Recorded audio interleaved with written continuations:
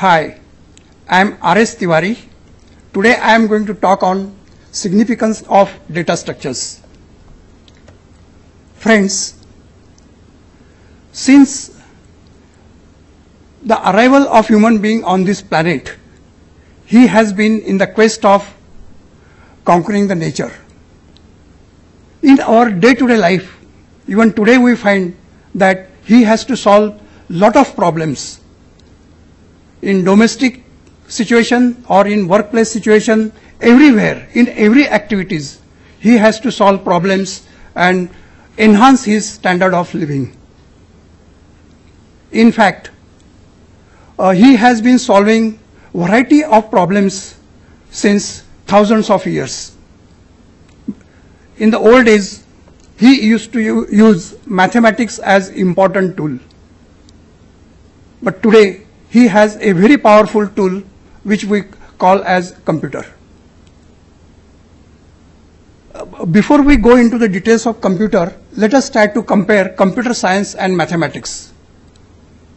When we try to solve problem with the help of mathematics, normally the solution of problem is written down in terms of formulas and equations. However, when we try to solve problem with the help of computer, naturally it is not in the form of equations, but it is in the form of a program. For example, to solve complex problems in business analytics, computer programs is based on mathematical model. That is, these days only mathematics or only computer science is not enough. In fact, one has to use both the sciences. While solving analytics problems of business, which happen to be very complex, we have to formulate the problem in the form of models. Now, when we model certain processes, naturally, the problem becomes simple. I would like to illustrate with this an example. For example, whenever we try to forecast the weather, there are hundreds and hundreds of parameters, and it is very difficult to write analytical equations and forecast the rainfall. So what these meteorological scientists do, they actually create a mathematical model, and on the basis of that mathematical model, they predict the rainfall. Another example would be the testing of new design of any aeroplane. As you know, building an aeroplane is a costly affair. The cost of aeroplane ranges in crores of rupees. So it is nearly impracticable to build the detailed aeroplane and do the testing for its design as regards to its smooth flight in the sky. So what is done? Engineers actually build a small model of that aeroplane and put it in the wind tunnel, and the air is blown, and that small model of the aeroplane is actually hung with the help of a thread, and then its vibrations are studied. If the aeroplane stands that flow and remains steady, that means the design is perfect. Thus, creating a model and then solving a problem is an easy way for human beings. So even if you are using a computer, we have to use mathematics, and therefore these days most of the problems are solved with the help of computer coupled with mathematics. Now, before we go into the details of computer as well as the data structures, let us try to understand the paradigm of computing from 4 different views. The first view is theory, second is abstraction, third is design, and the fourth one is social context. Friends, if someone wants to study the discipline of computer science, naturally he has to study variety of theories. For example, there is a theory of computer science, there is a theory of data structures, then operating system, and so on. And another thing that one has to study is the abstraction. In our day-to-day life, we make use of abstraction. For example, when you ask your mother to prepare a cup of tea, so what you do? You simply utter a sentence that, ma'am or mom, please give me a cup of tea. You do not, give further details like go to the kitchen, boil a cup of water, pour milk into it, pour sugar and so on. All those details are not, given. We simply, utter a sentence that please give me a cup of tea. So actually what we do, we try to abstract lot many details and try to compress it in a small, say, proposition, and thereby we make our life very simple. So working at abstract level, that is at higher level, our life remains very simple, and the same thing is done in computer science.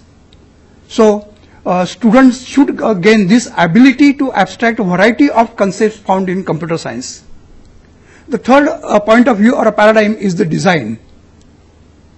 For some students, theory may not be very important, abstraction may not be important, but they may be interested in designing new types of computers. Designing new type of computer, a powerful computer, is also a very important part in computer science. So creating new hardware is basically covered under this design. Friends, the fourth part, that is social context, is equally important.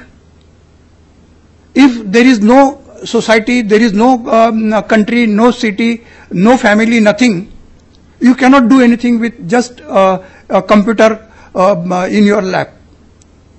So in order to make good use of computer, naturally the presence of social context is equally important. Then there are other things associated with the social context, namely there are viral attacks, there are malware attacks on your computer, and moreover, it is because of the society and number of computers and servers present all over the world that you are able to extract, able to search any kind of information that you want. So study from social context is equally important. So friends, these four paradigms we have just covered. Now let's talk about the complexity of problems. Some problems are very simple, 2 plus 2 equal to 4. But finding the 1000th prime number is extremely difficult. So problems encountered in business, scientific endeavor, engineering projects, they are all complex. In fact, there are some problems which neither human being nor a computer scientist can solve. The complex problems occur in computer science, statistical physics, biology, medicine, social sciences, engineering, and many other fields. So what do we do with these complex problems? Naturally, we have to find some solution. The best solution is to follow the great emperor Napoleon. He used to conquer big empires by dividing them. So even in computer science, what we do, we try to reduce the complexity of any big problem by subdividing the problem into smaller parts. And of course, while solving complex problems, we have to spend a lot of money. We have to bear a cost, because more time is required, more brains are required, and many more other resources are required to solve complex problems.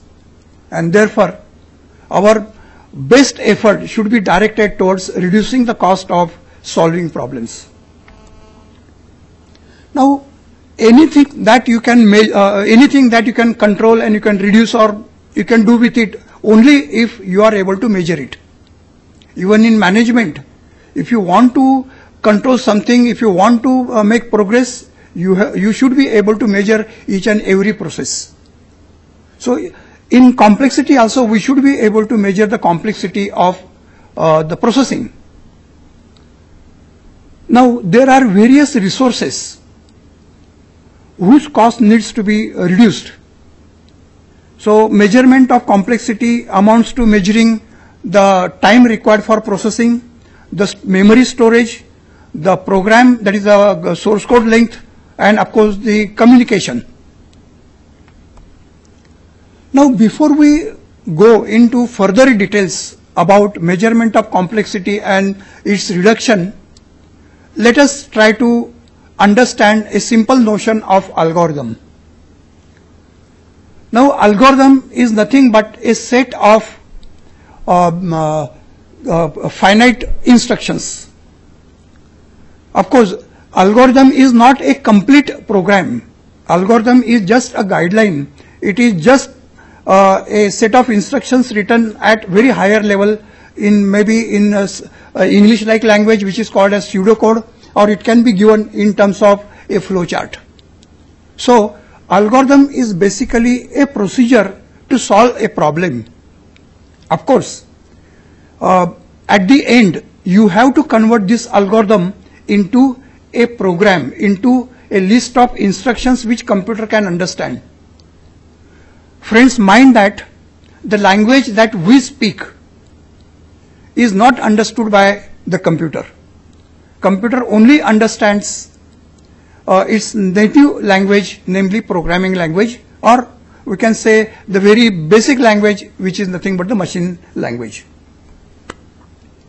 Now, as I had mentioned that there are problems which can be solved with the help of computers, and then there are problems which cannot be solved by the computers. So today we are interested in discussing only those problems which can be solved with the help of computer, and such problems are known as algorithmic problems. That is, the problems which can be written down in terms of set of instructions which computer can understand. For example, please get me a cup of tea cannot be understood by a computer. So that problem cannot be straight away solved by a computer. So we will restrict our discussion to those problems for which we can write an algorithm and ultimately which can be converted into a program and computer can understand it and execute it. Now, in order to reduce the cost of any kind of processing in solving the problem, we seek to find out the most efficient and fast algorithm. Now, the algorithm can run very fast only when the time complexity and space complexity is reduced. Now, let us talk about the space complexity. Now, space complexity is the amount of memory or memory space required by the algorithm to run. It is important for multi-user system, that is, there is single computer and there are multiple users or terminals connected to the system. In such a situation, the amount of memory has to be large enough to cater to the students or the users who are using that computer. Otherwise, each and every terminal will run very slow. Then a space complexity is also important from instruction space point of view. That is, for every program to run successfully on a computer, the instruction has to be loaded into the memory of the computer and then executed. So some space is required to store the executable version of the program into the memory. Moreover, a space for data is also required, because in order to successfully solve any problem, we have to process some kind of data. And in order to solve this problem, data needs to be loaded into the memory. And therefore, a space is also required for data, and therefore, instruction space as well as data space both are equally important from a space complexity point of view. Now, apart from instruction space and data space, we also required some space for environment. Now, what is this environment? When in a given program, execution is going on and some function is called, Now after completion of that function, the control point has to come to the point where it has led last time, and therefore in order to come back to the original point, the environmental variables, that is the values which existed at the time when program exited from that point to the function, needs to be stored somewhere. So this is called as environmental space, and for that also some memory is required. Now in addition to a space complexity, we have to also consider the so-called time complexity of an algorithm. Now time complexity of an algorithm signifies the total time required by the program to run for its completion. Now time complexity is normally expressed in the form of big O notation. Friends, here I would like to divert little bit and just start talking little bit in Marathi so that the notion of big O can be explained in a better way, and you can also understand in a nice way. तर ह्या ठिकाणी मी तुम्हाला big O notation बद्दलचं थोडंसं मराठीतून सांगतो, जेणेकरून याची तुम्हाला चांगली कल्पना येईल. समजा तुमच्या एका मित्राकडे एक 50,000 रुपये आहेत आणि तुमच्या दुसऱ्या मित्राकडे 90,000 रुपये आहेत आणि तिसऱ्या मित्राकडे 1,10,000 रुपये आहेत आणि आणखी एका मित्राकडे 50 लाख रुपये आहेत. असे तुमचे हे 4 मित्र. आता तुम्हाला मी प्रश्न विचारला की ह्या तुमच्या 4 मित्रांपैकी लखपती कोण आहे, लक्षाधीश कोण आहे? नॅचरली तुम्ही म्हणाल की ज्याच्याकडे 1,10,000 रुपये आणि 50 लाख रुपये आहेत ते दोघेही लक्षाधीश आहेत, आणि ज्या बिचाऱ्यांकडे 50,000 आणि 90,000 आहेत ते काही लक्षाधीश नाहीये, कारण त्यांच्याकडे 1 लाखापेक्षा अमाऊंट कमी आहे. आता जेव्हा तुम्ही म्हणतात की माझे पहिले 2 मित्र लक्षाधीश नाहीयेत आणि दुसरे 2 मित्र मात्र लक्षाधीश आहेत, त्यावेळेला ते लक्षाधीश म्हणजे त्यांच्याकडे किती लक्ष रुपये आहे हे महत्वाचं नाहीये. तर महत्वाची गोष्ट अशी आहे की तुमच्या दुसऱ्या 2 मित्रांकडे 1 लाखापेक्षा किंमत जास्त असल्यामुळे, म्हणजे रक्कम जास्त असल्यामुळे तुम्ही त्यांना लक्षाधीश असं म्हणतायत, आणि बाकीच्या दोघांकडे बिचाऱ्यांकडे 1 लाखापेक्षा रक्कम कमी असल्यामुळे तुम्ही त्यांना लक्षाधीश म्हणत नाहीये. तशाच प्रकारे विचारलं की याच्या तुमच्या मित्रांपैकी कोण करोडपती आहे. आता समजा एखाद्या मित्राने तुमचा कोण बनेगा करोडपतीमध्ये जर काही एखादा बक्षीस जिंकला असेल तर कदाचित तो करोडपती झाला असेल. आता त्याला किती कोटी रुपये मिळाले हे महत्वाचं नाहीये, त्याच्याकडे फक्त अमाऊंट ही कोटीच्या घरामध्ये आहे.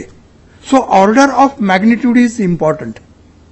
तेव्हा कम्प्युटर सायन्समध्ये complexity of any algorithm is measured in the order of magnitude. Exact time is not important. जसं की लक्षाधीश आहे त्याच्याकडे 1,10,000 का 1,20,000 का 50 लाख का 90 lakh, that is not important.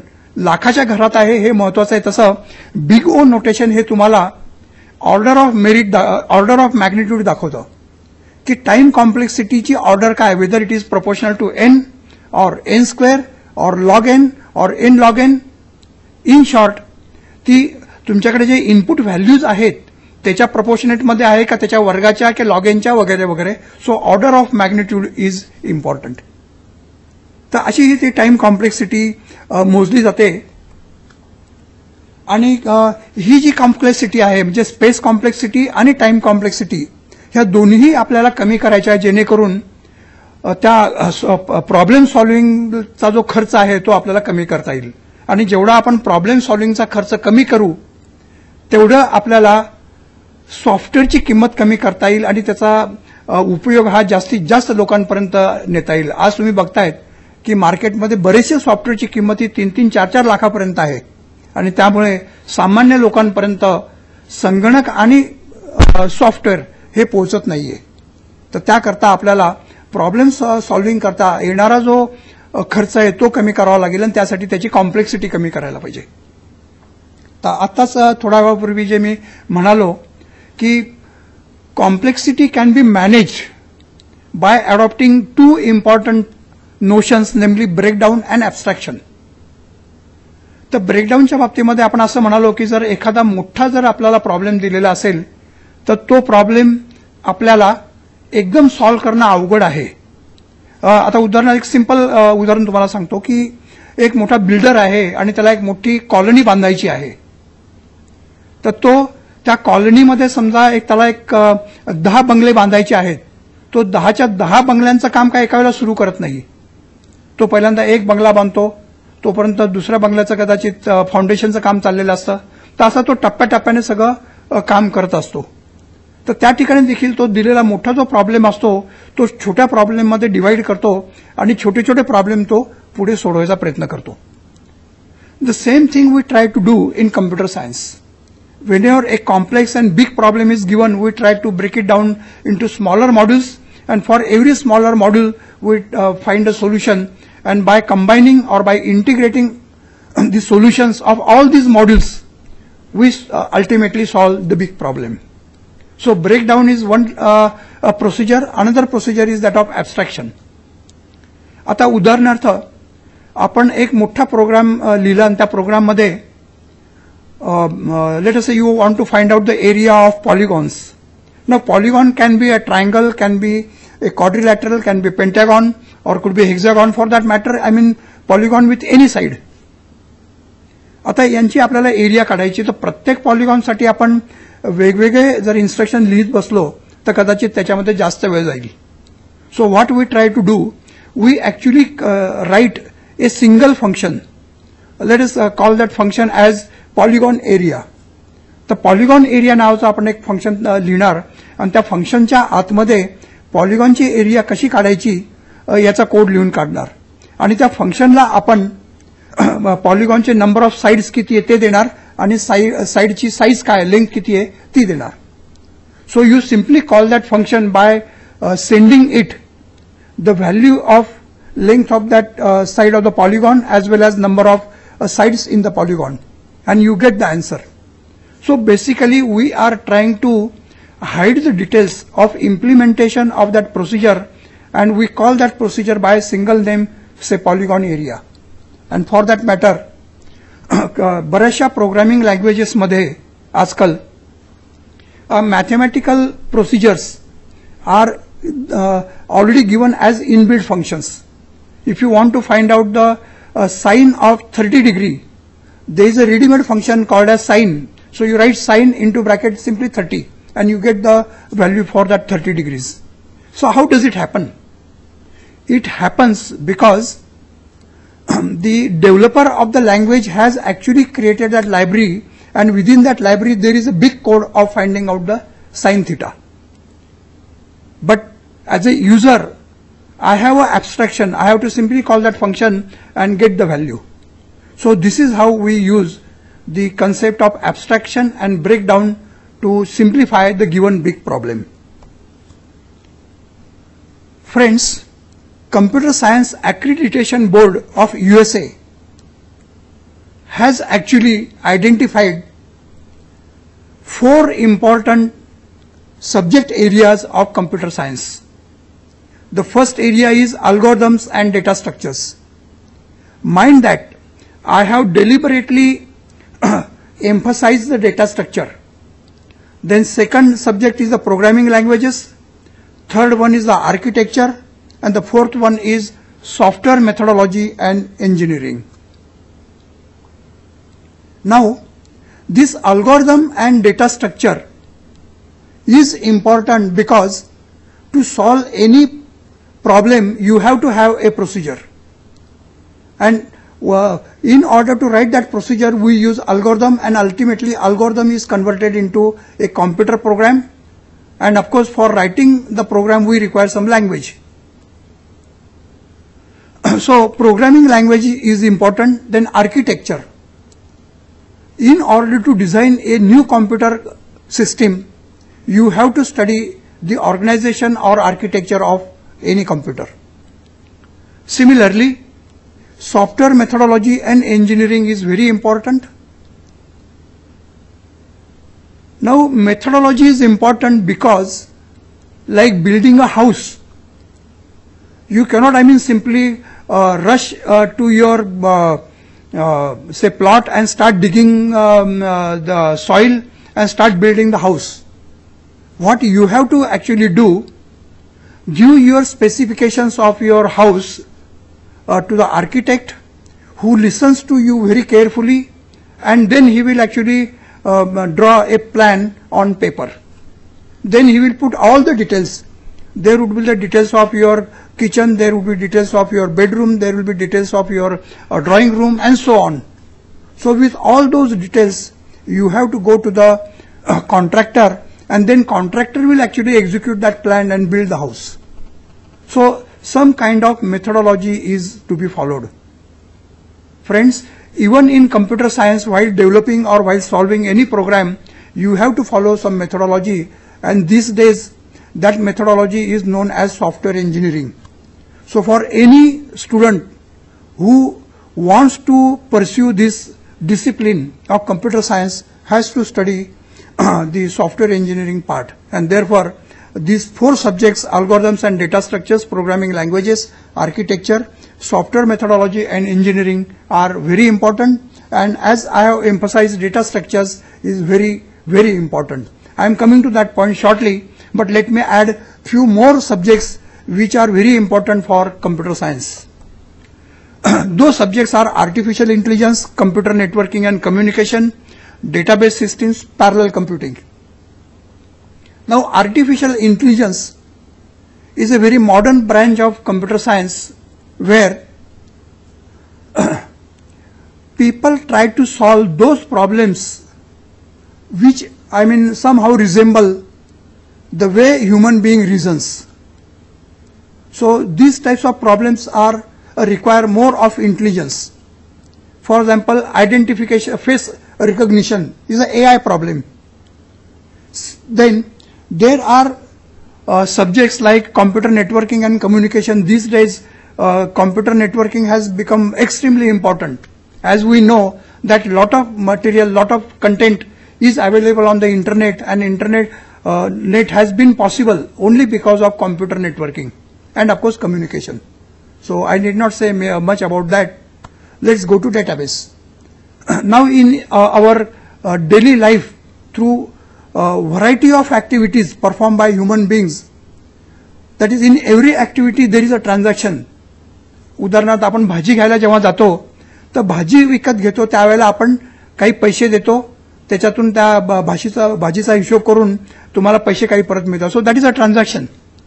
तुम्ही बसचं तिकीट काढायला जाता तिथे काहीतरी ट्रान्झॅक्शन होतं, तुम्ही ऍडमिशन घ्यायला जाता तिथे ट्रान्झॅक्शन होतं. इन फॅक्ट जेव्हा पाऊस पडत असतो त्यावेळेला कलेक्टर कचेरीमध्ये ते पावसाची नोंद केली जाते, तिथे एक प्रकारचं ट्रान्झॅक्शन आहे. कारण काय तर तो डेटा मेट्रोलॉजिकल डिपार्टमेंटला पाठवला जातो. जेव्हा तुम्ही बसमध्ये ट्रॅव्हल करता त्यावेळेला बस जेव्हा डेपोमध्ये जाते त्यावेळेला ती बस किती ट्रॅव्हल म्हणजे किती अंतर चालून गेली याचं रेकॉर्ड तिथे मेंटेन केलं जातं.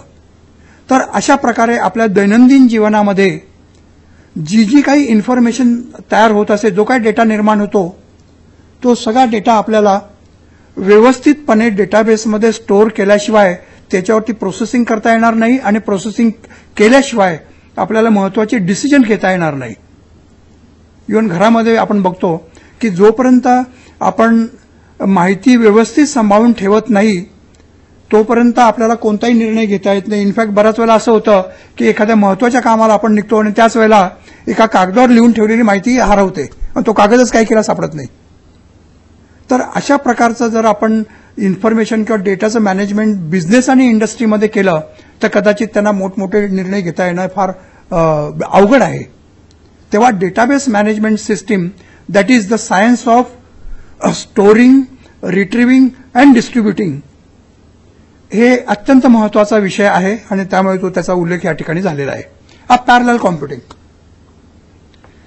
आता प्रॉब्लेम जेवढे जेवढे मोठे व्हायला लागतात त्यावेळेला तो प्रॉब्लेम सोडवण्यासाठी एकटा एक कम्प्युटर काही आपल्याला उपयोगाचा वाटत नाही, तर आपल्याला असे अनेक कम्प्युटरला एकत्र आणावं लागतं आणि त्याच्यातून आपल्याला प्रोसेसिंग करावं लागतं आणि त्याला म्हणतात पॅरलल प्रोसेसिंग. एकाच वेळेला 200, 250 छोटे छोटे सीपीयू म्हणू आपण त्याला, त्या सीपीयूला एकत्र आणलं जातं आणि त्यांच्या थ्रू मोठ्या प्रमाणामध्ये पॅरलल प्रोसेसिंग करून प्रॉब्लेम हा कमी वेळामध्ये सॉल्व्ह केला जातो.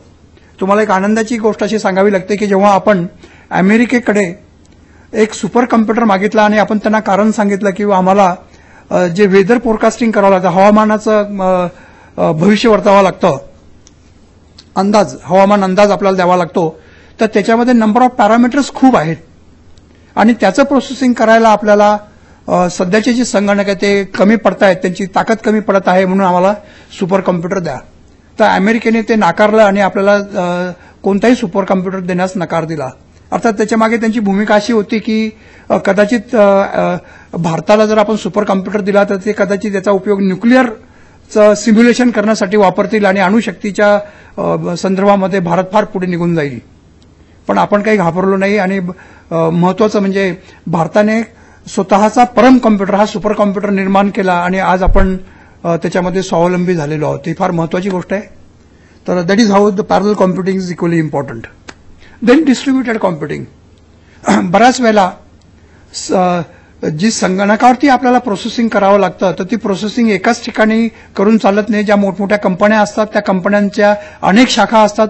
आता उदाहरणार्थ आपली स्टेट बँक ऑफ इंडिया घेतली तर तिच्या शेकडो ब्रांचेस सगळ्या भारतभर पसरलेल्या आहेत आणि त्याच्यामुळे तुम्ही आता संगणकामुळे असं शक्य झालेलं आहे की आज तुम्ही नाशिकमध्ये आहात आणि तुम्ही ट्रॅव्हल करतायत. ट्रॅव्हल करता करता तुम्ही पुण्याला गेले आणि तुम्हाला काही पैसे एटीएम मधून काढायचे, तुम्ही तिथे जा आणि एटीएम मधून तुम्ही पैसे काढू शकता. तिथून तुम्ही निघालात आणि एक 3 दिवसानंतर लेटेस्ट आसाममध्ये पोहोचलात आणि तिथे तुम्हाला काही पैसे डिपॉझिट करायचे, तुम्ही तिथे तुमच्या खात्यामध्ये पैसे डिपॉझिट करू शकता. तिथे डिपॉझिट केलेले पैसे तुम्हाला नाशिकच्या ब्रांचमध्ये अपडेट झालेले दिसतील. आता हे कसं काय शक्य आहे? तर this is possible only because of distributed computing. तर सर्व कम्प्युटर्स एकमेकांना कनेक्ट करून आणि जे प्रोसेसिंग होतं त्याचं डिस्ट्रीब्युशन सगळीकडे करण्यात आलेलं आहे. So distributed computing is a very new branch and it is one of the important parts of computer science. Then comes the computer human interaction. आता कम्प्युटर ह्युमन इंटरॅक्शन ही अत्यंत महत्वाची बाब आहे, कारण काय हा विषय तितकाच महत्वाचा आहे. काही वर्षांपर्यंत आपल्याकडे जे मोबाईल फोन होते त्याच्यावरती मेकॅनिकल कीज असायच्या, एबीसीडी आणि 1 2 3 4. तर आपण त्याच्या साह्याने कोणताही फोन नंबर टाईप करायचो आणि फोनवर बोलत असू. आता काही वर्षापूर्वी गेल्या 2-3 वर्षामध्ये आता तुम्ही पाहिलेले आहेत की टचस्क्रीन नावाचे मोबाईल आता उपलब्ध झालेले आहे. त्या टचस्क्रीनवरती कोणतंही मेकॅनिकल की नसते. त्या सरफेसवरती आपण फक्त आपलं बोट सरकवून म्हणजे त्याला स्लाइड करतो आणि पाहिजे ते नंबर आणि पाहिजे ते ग्राफिकल ऑब्जेक्ट्सशी इंटरॅक्शन करून आपण फोनवरती बोलू शकतो, संवाद साधू शकतो. आता हे कसं काय शक्य झालं? तर ह्या ठिकाणी संगणक आणि ह्युमन बिईंग यांच्यामधली जी इंटरॅक्शन आहे ती आता आपण अगदी स्लाइडवरती आणून ठेवलेली आहे.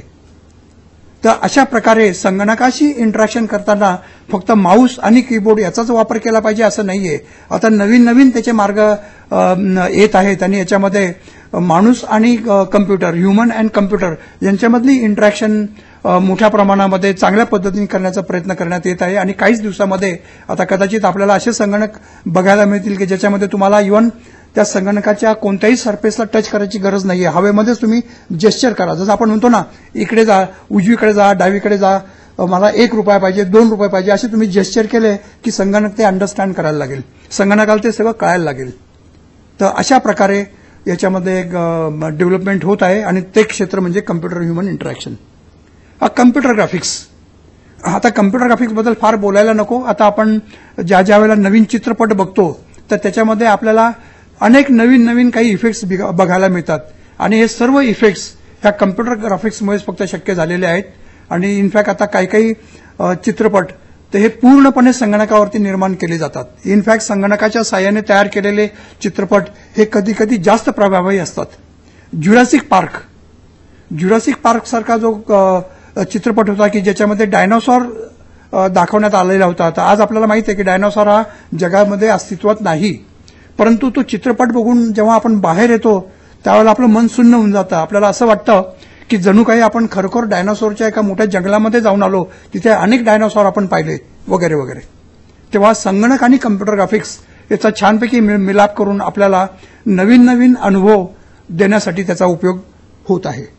आणि आणखी महत्वाचं क्षेत्र म्हणजे ऑपरेटिंग सिस्टीम. कोणताही संगणक हा टेप रेकॉर्डर सारखा असतो.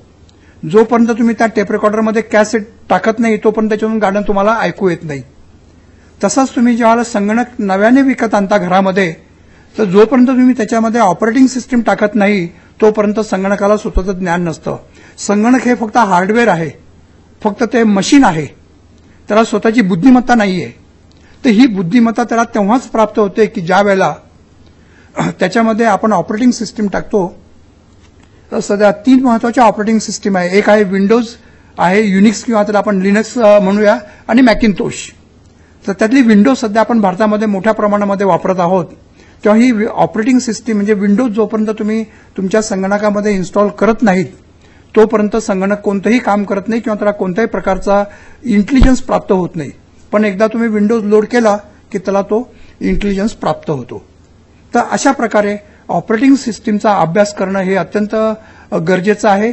आणि आता गेल्या काही वर्षांमध्येच अँड्रॉइड नावाची जी ऑपरेटिंग सिस्टीम गुगलच्या एका एम्प्लॉईनी निर्माण केली, तर त्याचा आपण आज सगळ्यात जगभर जो प्रचार बघत आहोत आणि त्याचा उपयोग हल्ली मोबाईलमध्ये केला जातोय. तर यावरून भारताला देखील जर काही चांगलं निर्माण करायचं असेल, नवीन ऑपरेटिंग सिस्टीम निर्माण करायची असेल, तर प्रत्येक विद्यार्थ्यांनी हा ऑपरेटिंग सिस्टीमचा जो विषय तो शिकला पाहिजे. आणखी विषय जो आहे तो न्यूमरिकल आणि सिम्बॉलिक कॉम्प्युटेशन. बरेचसे प्रॉब्लेम असे असतात की ज्या ठिकाणी आपल्याला अॅनालिटिक असा फॉर्म्युला मांडता येत नाही. आता उदाहरणार्थ एक तुम्हाला असा कर्व दिलेला आहे आणि त्या कर्ववरती 2 पॉइंट आहेत, ए आणि बी. तर त्या कर्वच्या अंडर किती एरिया आहे, ही एरिया तुम्हाला काढण्यासाठी जर फंक्शन सिंपल असेल, उदाहरणार्थ क्वाड्रॅटिक फंक्शन असेल, पॅराबोलिक फंक्शन असेल, तर ते शक्य आहे. पण तेच फंक्शन जर एलिप्टिक असेल तर त्या बाबतीमध्ये मात्र तुम्हाला कोणत्याही प्रकारचं मॅथमॅटिकल इक्वेशन मांडता येत नाही आणि त्याच्यामुळे तुम्हाला संगणकाचा त्या ठिकाणी डायरेक्ट उपयोग करता येत नाही. मग अशा वेळेला न्यूमरिकल कॅल्क्युलेशन्स ही एक नवीन ब्रँच आहे. त्या ब्रँचमध्ये एक विशिष्ट प्रकारचे तुम्हाला अल्गोरिदम लिहिता येतात आणि त्याच्या सहाय्याने असे क्लिष्ट जे प्रोग्राम्स आहेत किंवा प्रॉब्लेम्स आहेत ते तुम्हाला सोडवता येतात. तर त्या ठिकाणी न्यूमरिकल आणि सिम्बॉलिक कॉम्प्युटेशनचा उपयोग होतो. आता तुमच्या समोर जे एक स्टेटमेंट दिसत आहे, algorithms plus data structures equal to programs, हे निकोलस वर्थ नावाच्या एका शास्त्रज्ञाने त्याच्या पुस्तकाला हे टायटल दिलेलं आहे. कदाचित तुम्हाला खूपच आश्चर्य वाटेल. पुस्तकाच्या नावामध्ये इक्वेशन म्हणजे तिथे असं वेगळं नाव कोणतंच नाही, शेक्सपियर सारखं असं नाव नाहीये, पण त्या ठिकाणी algorithms plus data structures equal to programs असं म्हटलेलं आहे. तर याचाच अर्थ असा होतो की कोणताही संगणकाचा प्रोग्राम जर तुम्हाला लिहायचा असेल तर तो लिहित असताना अल्गोरिदमच्या बरोबरीने डेटा स्ट्रक्चरचाही तुम्ही तेवढाच विचार केला पाहिजे. आणि म्हणूनच आता आपण ज्या 10-12 वेगवेगळ्या एरियाज पाहिल्या कम्प्युटर सायन्समधल्या, त्यातल्या पहिल्याच सब्जेक्टमध्ये मी डेटा स्ट्रक्चरला एम्फसाइज केलं होतं. त्याचं हेच कारण होतं की संगणकाच्या साह्याने जर तुम्हाला कोणताही प्रॉब्लेम सोडवायचा असेल तर तो जो तुम्ही प्रोग्राम लिहिणार आहे तर तो प्रोग्राम लिहिताना जितका अल्गोरिदम महत्वाचा आहे तेवढाच विचार तुम्ही डेटा स्ट्रक्चरच्या बाबतीमध्ये करायला पाहिजे.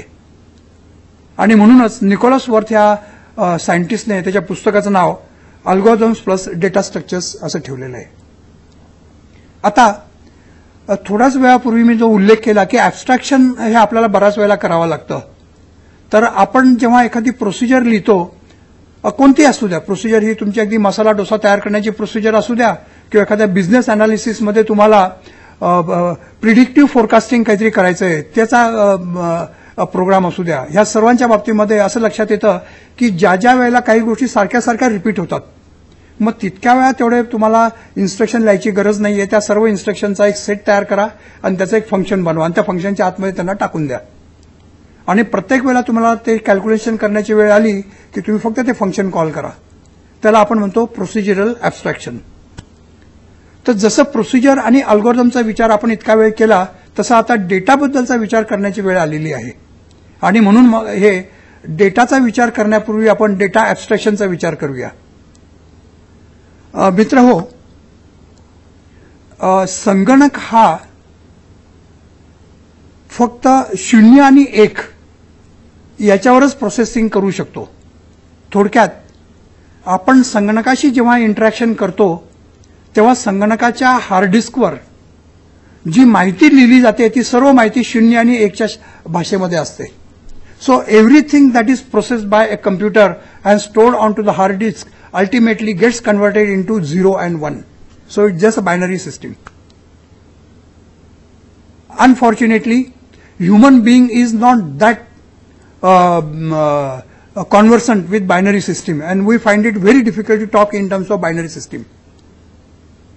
तर 0 आणि 1च्या भाषेमध्ये आपला जर काही संवाद साधायचा म्हटला तर तो आपल्याला फारच अवघड जाईल, आणि व्हाईस वर्सा जे आपल्याला कळतं, आपण म्हणतो 5 आणि 5 10, हे संगणकाला नाही कळणार. संगणकाला ते बायनरीमध्ये कन्वर्ट केल्याशिवाय कळत नाही. So there is a big mismatch between the way computer processes information and the way we actually try to process information manually. मग करायचं काय? तर याच्यासाठी सिंपल सोल्युशन कम्प्युटर सायंटिस्टनी शोधून काढले, ते म्हणजे प्रोग्रामिंग लँग्वेजेसमध्ये त्यांनी बिल्ट इन डेटा टाईप दिलेले आहेत. उदाहरणार्थ बऱ्याचशा संगणक लँग्वेजेसमध्ये, भाषेमध्ये integer, float, string, character, number ह्या टाईपचे डेटा टाईप्स त्यांनी दिलेले आहेत. And because of this data types our life has been made very simple. समजा तुम्हाला 5 ही संख्या जर संगणकामध्ये स्टोअर करायची असेल, so what we do, we simply have a declaration that INTA equals 5 semicolon. So the value of 5 is stored into A and A is ultimately converted into 0 and 1 stored onto the hard disk. आपला life एकदम सोपं झालं. So using programming languages and of course built-in data types like integer, character, string and so on, we can manipulate numbers at very high level and store that information into variables, and ultimately it is of course with the help of compiler it is stored into the 0 and 1. तर अशा प्रकारे ह्या data टाईपचा उपयोग केला जातो, आणि this is nothing but a data abstraction. म्हणजे जे संगणक 0 आणि 1च्या भाषेमध्ये काम करत असतो त्याच्यापेक्षा आपण थोडंसं एक स्तर वर गेलो आणि तिथे गेल्यावरती आपण ते इंटिजर, कॅरेक्टर याच्या भाषेमध्ये बोलायला लागलो. आता एवढं करून काम थांबत नाही, आपल्याला थोडंसं याच्यावरती पण जाण्याची गरज आहे. तर ती कशी? तर मी एक सोप्या उदाहरणाने तुम्हाला समजून सांगतो.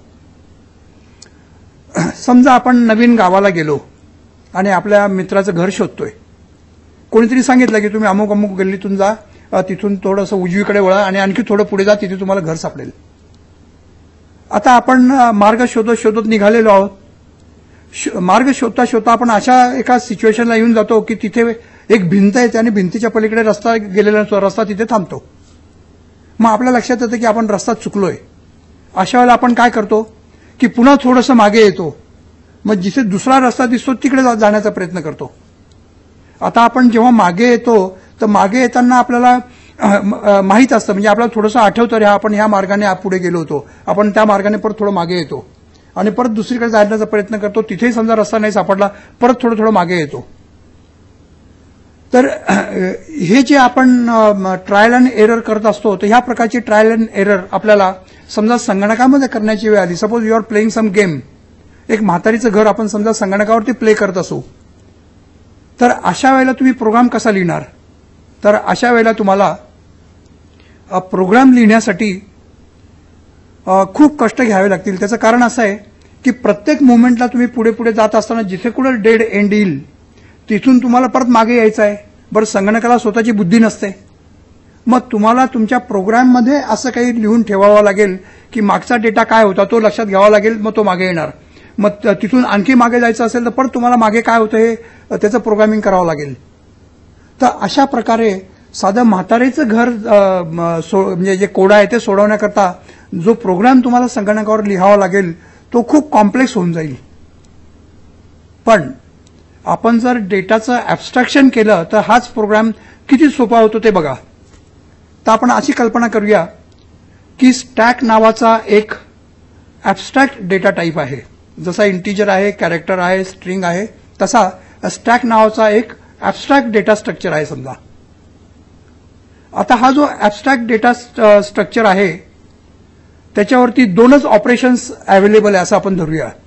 त्यातली एक ऑपरेशन असं आहे की त्याच्यामध्ये तुम्ही व्हॅल्यू टाकायची, कोणती संख्या त्याच्यामध्ये टाका आणि त्याच्यातून पाहिजे ती म्हणजे त्याच्यातून तुम्ही संख्या काढा. म्हणजे संख्या आतमध्ये टाकणे पुश आणि संख्या बाहेर काढणे म्हणजे पॉप. तर दोनच ऑपरेशन्स त्याच्यामध्ये आहे, पुश आणि pop.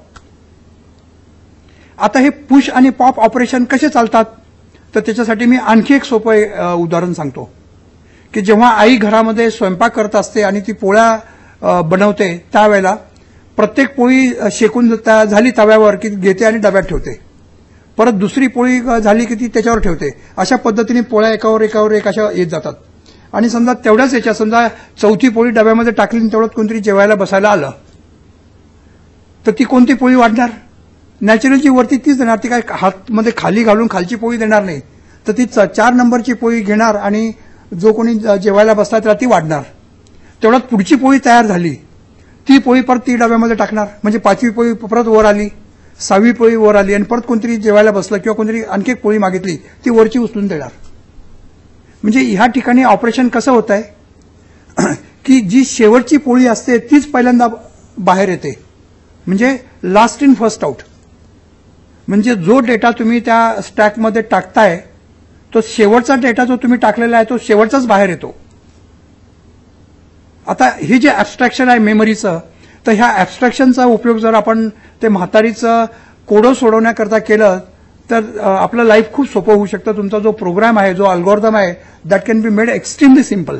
So obviously what you have to do as you are traversing a complex path, the moment you so during that path what you do, simply keep on pushing the value into the stack. म्हणजे प्रत्येक वळणाला तुम्ही गेले का एक एक value त्या स्टॅकवर टाकत चला आणि जिथे डेड एंड येईल याचा अर्थ तुमचा मार्ग बंद झालेला आहे. आता तुम्हाला मागच्या घरावरती यायचं आहे, म्हणजे मागचा जो कॉर्नर होता तिथे यायचं आहे. आता ते कसं कळणार तुम्हाला? तर आता आपण पाहिलं लास्ट इन फर्स्ट आउट. तर स्टॅकवर जा आणि तिथून व्हॅल्यू तुम्ही पॉप करा. तर जी व्हॅल्यू बाहेर येईल ती म्हणजे तुमचा शेवटचा डेस्टिनेशन होतं, म्हणजे तुम्ही तिथे होता. मग ते घ्यायचं, ते वाचायचं आणि तुम्ही तिथे जायचं. परत तुम्हाला मागे जायचं असेल परत एक व्हॅल्यू काढा, परत ती बघा, परत मागे जा. तर अशा पद्धतीने आपण बरेचसे कॉम्प्लेक्स प्रॉब्लेम एकदम सोपे करू शकतो. तर प्रॉब्लेम सोपं करण्यासाठी आपल्याला डेटाचं ऍब्स्ट्रॅक्शन करणं फार गरजेचं आहे. याचं आणखी एक सोपं उदाहरण मी तुम्हाला देतो. ते म्हणजे घरामध्ये जेव्हा गृहिणी किचनमध्ये काम करत असते, ते तुम्हाला माहीत आहे की गहूचं पीठ आणायचं असेल तर कदाचित ती एका जवळच्या रूममध्ये जाईल, त्या कोठीमधून पीठ घेऊन येईल. डाळ टाकायची असेल, डाळ पण ती दुसऱ्या एका डब्यातून जाऊन घेऊन हे करेल. परंतु जेव्हा भाजीला फोडणी द्यायची असते त्यावेळेला मात्र तुम्ही पाहिलं असेल की प्रत्येक गृहिणीकडे एक छोटासा डबा असतो. ती डबा काढते, त्याला म्हणतात मसाल्याचा डबा. तो डबा काढला, तिने उघडल्याबरोबर त्या सगळ्या गोष्टी एकत्र मिळतात. त्याच्यामध्ये मिरची असते, हळद असते, राई असते, जिरे असतात, सगळं एकत्र असतं.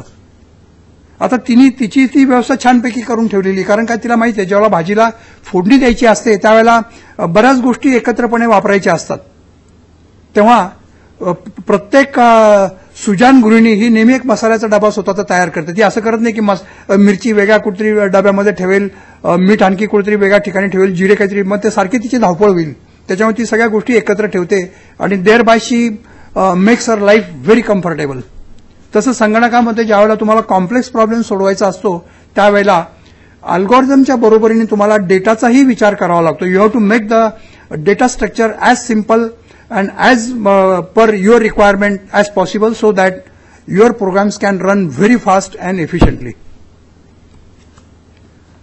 तर ॲब्स्ट्रॅक्ट डेटाचा जेव्हा आपण विचार करतो तर ह्या ठिकाणी मी जे चित्र दाखवलेले आहे तर त्याच्यामध्ये सेंटरला इम्प्लिमेंटेशन, ऑपरेशन्स, इंटरफेस आणि युजर.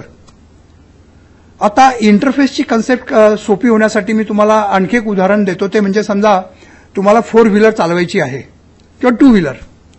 तर जेव्हा तुम्ही 4 व्हीलर चालवता त्यावेळेला तुम्ही गाडीत बसल्यानंतर हातामध्ये स्टेअरिंग धरता आणि जी किल्ली असते तिने गाडी स्टार्ट करता. ती स्टार्ट केल्यानंतर पायाच्या सहाय्याने तुम्ही ऍक्सिलेटर, ब्रेक आणि क्लचचं ऑपरेशन करता. तर 4 व्हीलर किंवा 4 चाकी गाडी चालवण्याकरता तुम्हाला कोणत्याही प्रकारचा मेकॅनिकलचा डिप्लोमा किंवा मेकॅनिकल इंजिनिअरिंगची डिग्री घ्यायची आवश्यकता नाहीये. इनफॅक्ट तुम्ही काही शिकलेले जरी नसले तरी तुम्ही 4 व्हीलर चालवू शकता. इव्हन शेतकरी 4 व्हीलर चालवतात की ज्यांचं बिचाऱ्यांचं ग्रॅज्युएशन पण झालेलं नसतं. तर त्यांच्या दृष्टीने काय महत्वाचं आहे तर 4 व्हीलरच्या आतमध्ये इंजिन किती कॉम्प्लिकेटेड आहे, त्याच्यामध्ये किती पेट्रोल जात आहे, पिस्टन कसा काम करतोय, हे माहीत असण्याची अजिबात गरज नाहीये. त्यांच्या दृष्टिकोनातून क्लच दाबणे, ब्रेक दाबणे, स्टेअरिंग फिरवणे हे अत्यंत महत्वाचं. तेवढं आलं बस गाडी चालवता येते. अशा प्रकारे हा जो इंटरफेस आहे गाडीचा तो अत्यंत महत्वाचा आहे. तेव्हा कोणतीही कंपनी आपल्या गाडीचा इंटरफेस हा इतर गाड्यांसारखाच ठेवते, जेणेकरून तुम्हाला एक गाडी चालवता आली की दुसरी देखील गाडी चालवणं सोपं जातं. अर्थात गाडीच्या आतमधले जे इंजिनचे डिटेल्स आहेत ते फार वेगवेगळे असतात. प्रत्येक कंपनीचं एक वैशिष्ट्य असतं. कुठे पेट्रोल इंजिन असतं, कुठे डिझेल इंजिन असतं, कुठे सीएनजीचं इंजिन असतं. I mean variety is there, पण as far the interface is concern it is common. तो आपल्याला इंटरफेस कळा बस झालं. तसंच डेटा स्ट्रक्चरच्या बाबतीमध्ये आतमध्ये त्याचं इम्प्लिमेंटेशन कसं होतं, स्टॅक कसा ऑपरेट करतो हे माहीत असायची गरज नाहीये. फक्त तो वापरायचा कसा, त्याला कोणता डेटा द्यायचा, त्याच्यावर कोणते ऑपरेशन परफॉर्म करायचं एवढं माहीत झालं इनफ आहे. तर अशा प्रकारे आपण ज्या वेळेला डेटा स्ट्रक्चरचं ॲब्स्ट्रॅक्शन करतो आणि त्याला सुंदर आणि छानपैकी असा एक इंटरफेस प्राप्त करून देतो, त्यावेळेला त्याचा उपयोग काहीही जास्त डिटेल्सची माहिती न घेता कोणालाही करता येतो. आणि अशा प्रकारे मोठमोठ्या कॉम्प्लेक्स प्रॉब्लेममध्ये तुम्हाला जे काही रिसोर्सेस आहे, मे बी कॉम्प्युटिंग रिसोर्सेस और मे बी मेमरी रिसोर्सेस, हे एकदम तुम्हाला कमी करता येतात. आता ॲब्स्ट्रॅक्ट डेटा गेल्या अनेक वर्षांमध्ये वेगवेगळ्या शास्त्रज्ञांनी त्याच्यावरती काम केलेलं आहे आणि काही पॉप्युलर ॲब्स्ट्रॅक्ट डेटा टाईप्स आहेत. तर ते म्हणजे link list, stack, Q, tree, graph. आता ह्या सर्व डेटा स्ट्रक्चरची डिटेलमधली माहिती आपण ह्या पुढील लेक्चरमध्ये बघणार आहोत. आज मात्र आपण ह्याच ठिकाणी थांबणार आहोत आणि आज झालेल्या सेशनमध्ये आपण पहिल्यांदा पॅराडाईम्स ऑफ कॉम्प्युटिंग पाहिलं. त्याचे 4 पॅराडाईम्स होते. त्यानंतर कॉम्प्लेक्सिटी ऑफ अल्गोरिदम पाहिली आणि त्यानंतर subject areas of computer science, आणि त्यामध्ये डेटा स्ट्रक्चर ही अत्यंत महत्वाचा ब्रँच होती आणि त्यासाठीच आपण आजच्या लेक्चरमध्ये त्याचा उल्लेख केला. आणि त्यानंतर ब्रेकडाऊन आणि ॲब्स्ट्रॅक्शन याचा विचार केला. आणि सरतेशेवटी आपण ॲब्स्ट्रॅक्ट डेटा टाईप्स हा काय प्रकार असतो आणि ह्या ॲब्स्ट्रॅक्ट डेटा टाईपच्या साह्याने कोणताही प्रोग्राम आपल्याला सोपा कसा करता येतो आणि त्याद्वारे कोणत्याही प्रॉब्लेमची कॉम्प्लेक्सिटी आपल्याला कमी करून खर्च कसा कमी करता येतो हे पाहिलंय. Thank you very much.